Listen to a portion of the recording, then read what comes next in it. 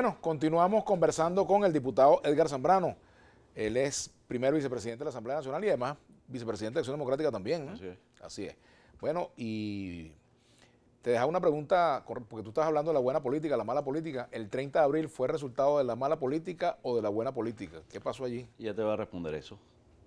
Fue necesario concluir el ciclo de el finiquito de la antipolítica con la llegada de Chávez. A partir del 2000, muta la antipolítica en los radicalismos in extremis, de parte y parte. Y luego tienes que evaluar los sucesos uno a uno, en tiempo y espacio, desde el año 2002 hasta la presente fecha. Y ahí tendrás la conclusión de cuáles son los haberes de lo bueno y de lo malo.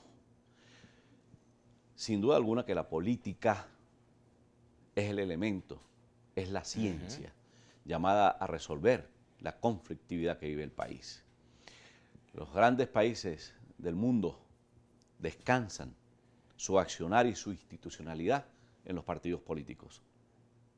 Acá, contrariamente, esos radicalismos direccionaron contra los partidos, haciéndose eco del discurso del gobierno del partido único.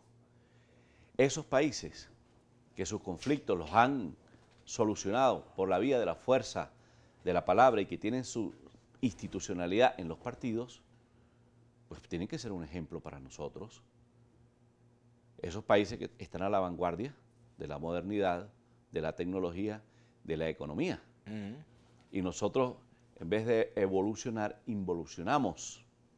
Vamos cada vez más hacia atrás en lo que tiene que ver con el manejo de la política.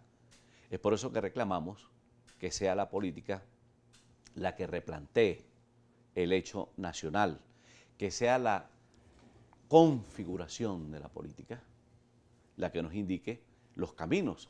Y para eso necesitamos a todos los actores de la vida nacional, no a un sector aislado, a uno por aquí, a otro por allá. No es solamente de los protagonistas del liderazgo, no, allí también están los factores económicos, los diversos factores sociales, las iglesias que juegan un factor importante en la recomposición de los países. Entonces, esto tiene que llamarnos la atención.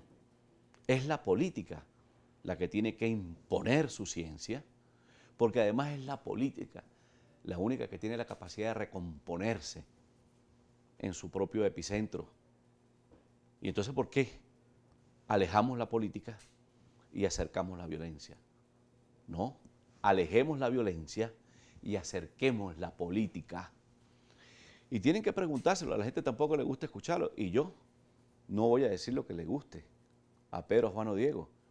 Yo voy a decir lo que yo siento, lo que yo creo y mi responsabilidad como político. A la gente no le gusta que tú hables de Mandela.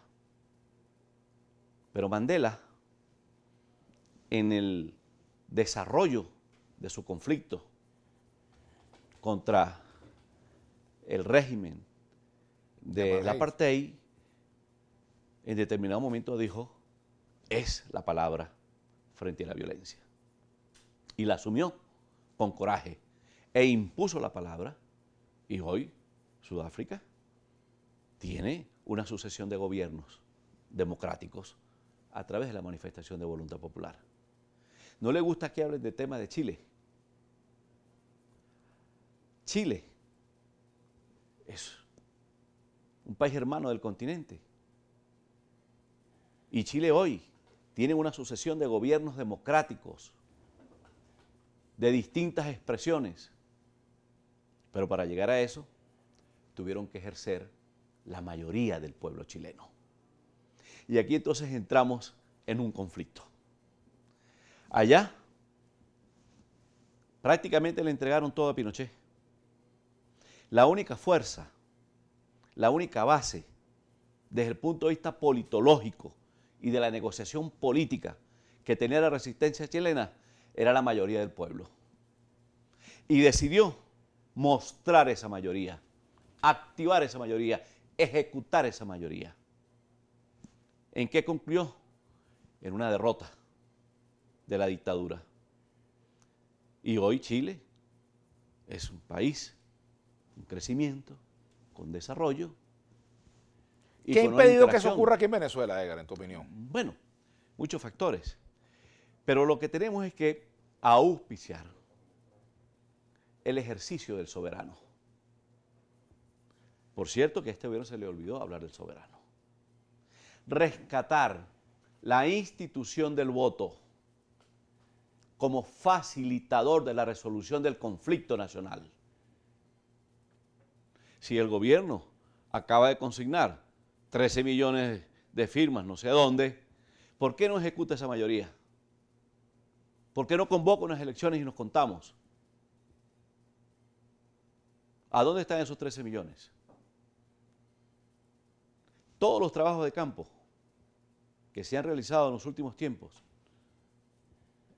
el más optimista te da 7-3 y el menos optimista 8-2.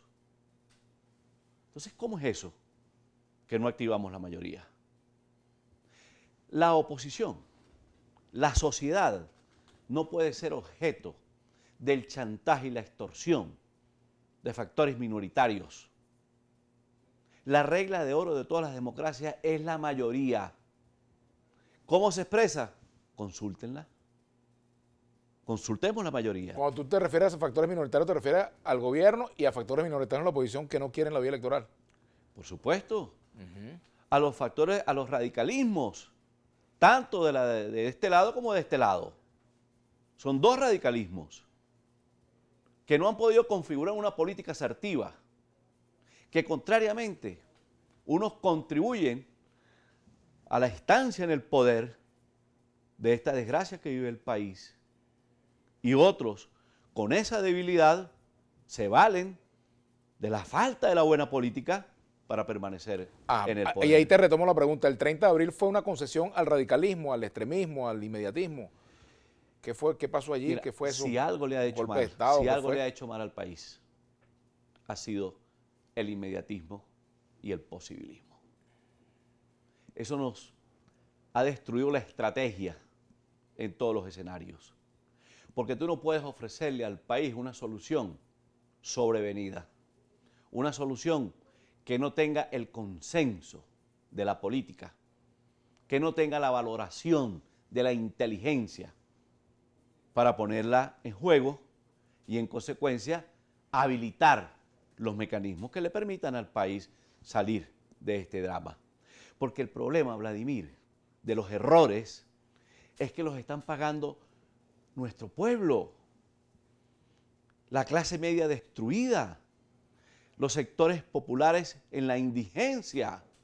Tú pagaste el buena parte de la pueblo. cuenta del 30 de abril. Sí, por supuesto. Tú la pagaste. Por supuesto. Y en conclusión, para mí, el 30 de abril no pasó de ser una alteración del orden público. ¿Qué hacías tú ahí? El juego de la política es muy dinámico. ¿Qué hacía? La oposición tiene sus actividades. El